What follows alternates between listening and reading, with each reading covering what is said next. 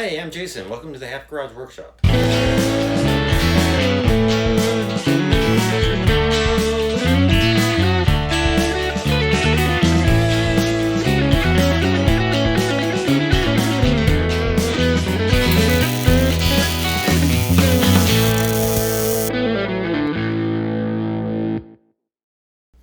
in the workshop, we're going to be adding some bling to a maker knife.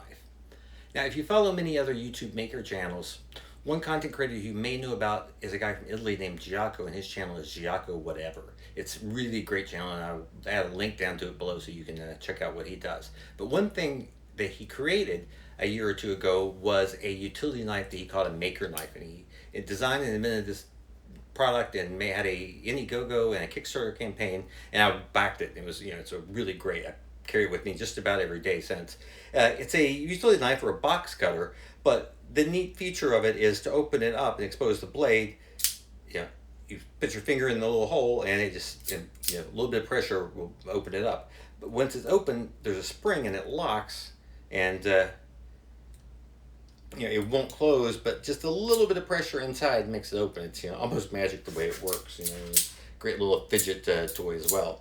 So when I backed Giaco's project and ordered the maker knife, I actually got two of them. I got this silver one, which I carry with me and use all the time, and I got another one which I've kept in the box, I haven't even used yet, and it's in black. The black one looks really cool too, but I think it would even look even better if we add a little bit of bling to it. So what we're going to do is take this maker knife and add some gold, some 24 karat gold plating. So stick with me and we'll get started, take this apart, decide what parts we can and can't plate. The knife is a combination of anodized aluminum that we can't plate, but there's also some steel parts that we can. So let's take it apart, figure out what's what, and get started. Okay, so we're over here at the bench. Let's open up the knife, take a look at what we got, and then tear it down to bits.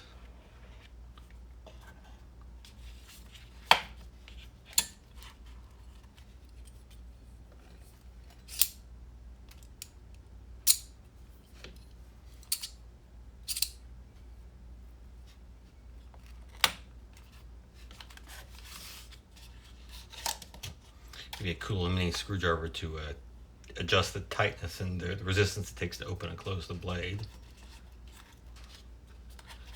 May come in handy while we're taking things apart too.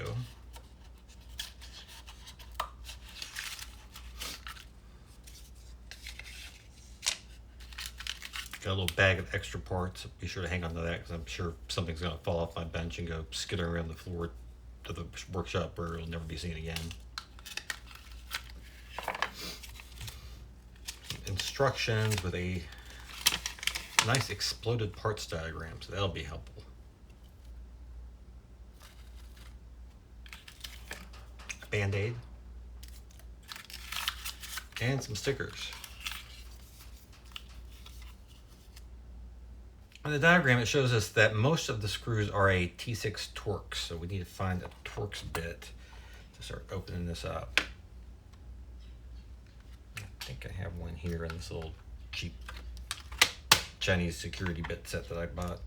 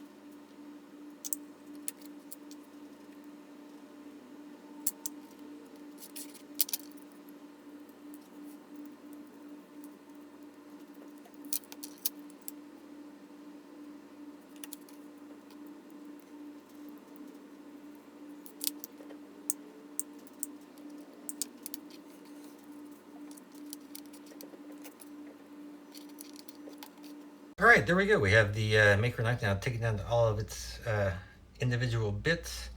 Now, obviously, these anodized aluminum parts we're not going to be able to plate, so we're just going to put those aside.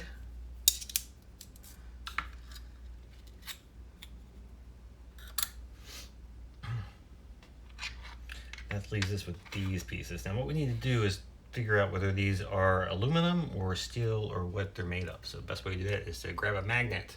Because we have a little small tiny bar magnet, we're just going to test these pieces and make sure that, see what they are. So yep, so that's steel, that is, and this piece is.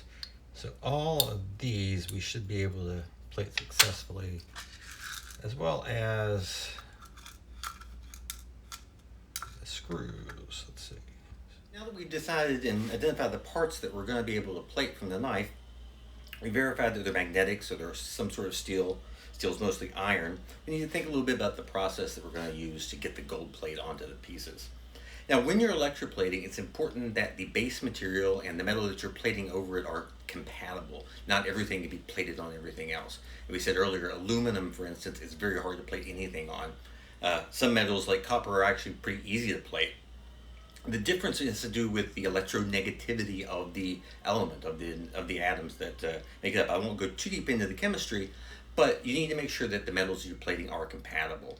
So it turns out that gold and steel are kind of far apart on the range of compatibility for plating. You can try to plate gold onto steel, but it's going to get kind of a blotchy surface. It's not going to bond very well. You're not going to have a good result. So what we need is something sort of in between, something to bridge the gap. A metal that will plate well onto the steel, and that gold will plate well onto it. And it turns out nickel is that metal that we want. So before we can plate this in gold, we need to put a very thin coat of nickel on them. And that's called a strike coat or a strike plate. So we're going to first electroplate these parts in nickel, and then once we have the nickel on, we'll do the gold plate. Before we can do the nickel, I need to make sure that everything is scrupulously clean. We want to make sure there's no oil from my fingers from handling or from the manufacturing process. So I'm going to go off camera, clean and degrease these parts very thoroughly. Then I'll bring you back and show you how we're going to do the nickel plate. Okay, we're back at the workbench and we're ready to start doing our nickel strike plating. To do the plating, we're going to be using an electrolyte solution of nickel acetate that we actually made here in the shop off camera. By passing a current through some nickel electrodes in a solution of just regular household vinegar and salt. You can buy commercial plating solutions, which probably would end up even doing an even better job, but for our purposes, this is going to be good enough. If you're interested in how I made this, let me know in the comments and I can do another short video and show you more about creating the electrolyte and plating in general. But let's get started. So to do this, we're going to use our power supply, and we're going to use a voltage of about 3.5 volts to go through the current through the solution with the part. The negative electrode is going to be attached to the piece that we're going to be plating. The positive is attached to this strip of nickel that is in the solution. So the nickel ions will be pulled off of the electrode into the solution and then onto our part, as the nickel ions are positively charged in the solution. So let's fire up the power supply and we'll get started. Okay, we'll go ahead and start with the razor blade. I figured if we're going to do the knife and gold, we'll need a gold razor blade as well to go with it. So I'll just attach it to the electrode, dip it in the solution for a bit, and we'll see as soon as it goes in, it's going to start bubbling, and the nickel is going to start getting plated on the part. So we'll just leave it in there, agitate it around, give it, I don't know, 15, maybe 30 seconds to get that good but thin layer of nickel on the part.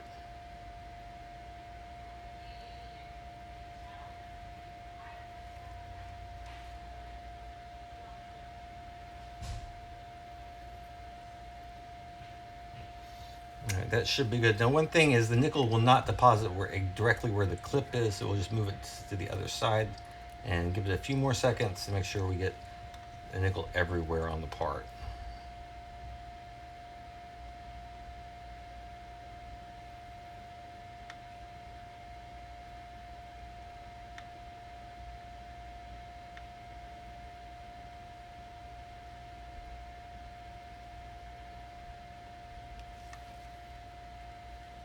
Okay, so you can't see a lot of difference, but you can see it's a little bit shinier. I'm not sure why that's showing up on camera, and we can tell that there is a little bit of nickel that's been plated onto the piece. So we'll just keep going with the rest of the parts. I'm going to put it on a time lapse and speed it up for you so you don't have to watch the whole thing, but I'll go and get all these parts plated and ready to go. I'll bring you back when we're done.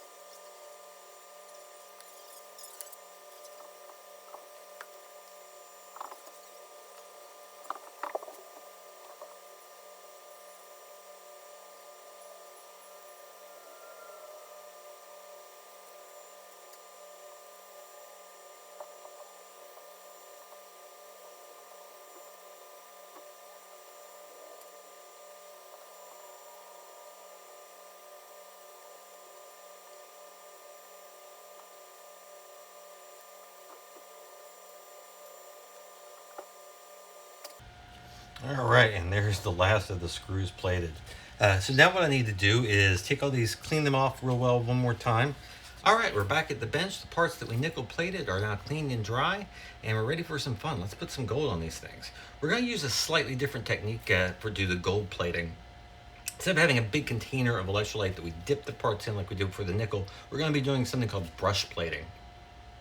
Reason being, as you can imagine, gold is a little more expensive than nickel, so having a big beaker full of electrolyte would be a little cost prohibitive. And the proprietor of the other half of the garage would be pretty upset if I used any of her gold and dissolved it to make an electrolyte. So we're going to use a commercially prepared gold plating solution. What we're going to be using is this 24 karat gold brush gold solution. I think I got this off of Amazon. I don't remember exactly the price, but it was maybe $30-$40 for a couple ounces, which is plenty. For what we're doing. You actually don't use very much of it. The way this is going to work is we have our brush electrode, which is going to be attached to the positive power in the power supply. This electrode is a stainless steel rod. I think it was a kebab skewer at one time with some heat shrink, and then taped on the end of it is a cotton swab from a bandage. So we'll dip that in and then apply it to the parts to do the plating. As before, the parts that we'll be working on will be attached to our negative electrode. So the gold ions will travel from the solution into and be deposited on the part. So let's turn on the power supply and get started. We're using a little bit lower voltage this time as well. I think we have about 3 volts going in is all it takes. So we'll dip our brush in the electrolyte. Take our first part and get started. So you apply is brush it quickly over. You want to keep it moving, and you'll see as soon as we apply it, the gold color will start to appear.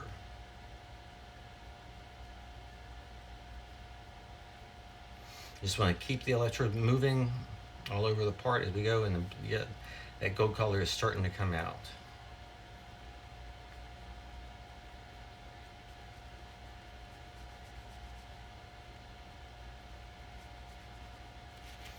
We want to move where it's attached to get the full surface.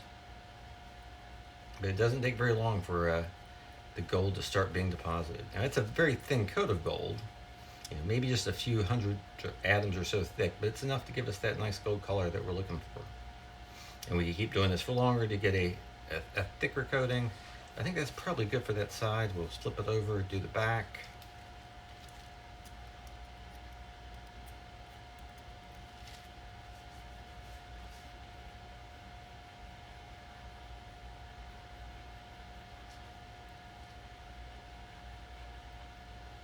And we want to keep it moving. We don't want to leave the swab in any place for one too long, or you can burn the surface. As long as you keep it moving quickly over, that gold starts getting deposited onto our nickel strike coat, and we get a nice shiny gold razor blade. Looking at this is giving me vibes from a Scarface or something. Maybe this is a razor blade Tony Montoya would use, but it's going to be in our maker knife.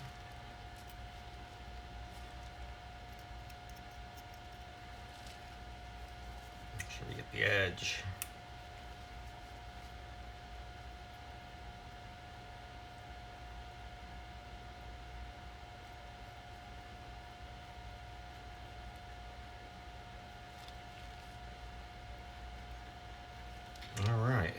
our gold-plated razor blade. All right, I'm going to turn the time lapse on and do the rest of these parts. I'm going to bring you back at the end to see how they turned out.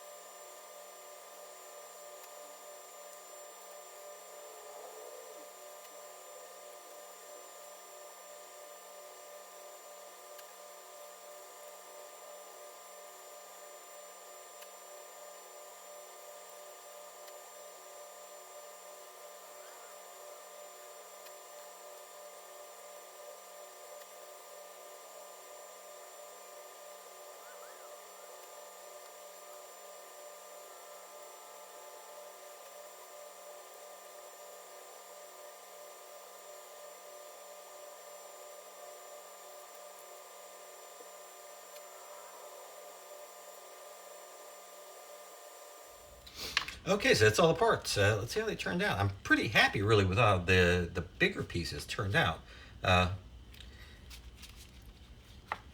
Especially the pieces that were like a little more polished and shined beforehand. So the finish that you get really depends upon the finish of the metal underneath. But like, on these nicely polished parts, we got a nice, good-looking gold coat on them.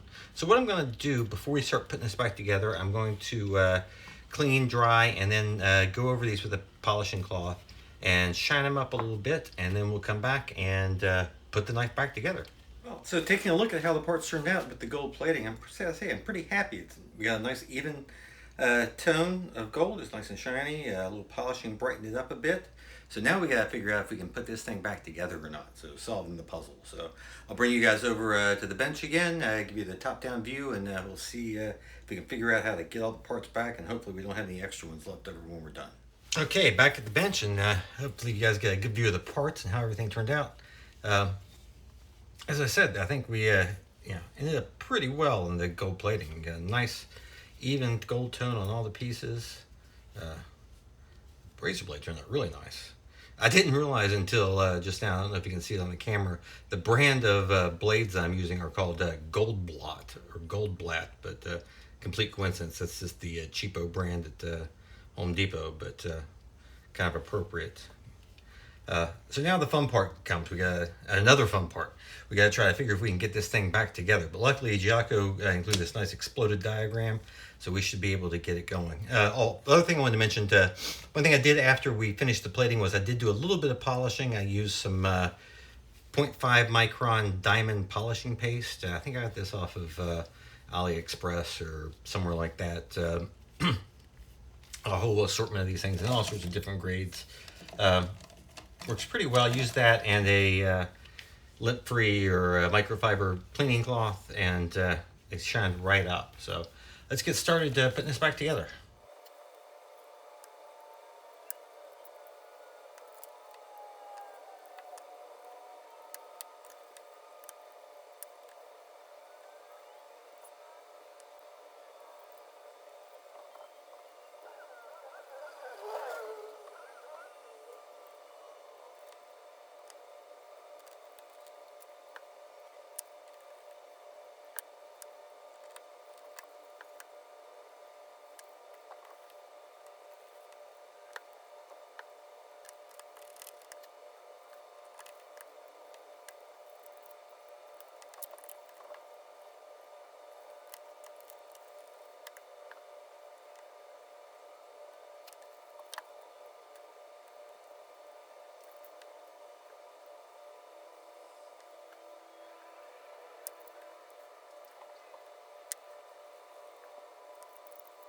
All right, I'm gonna call that a success.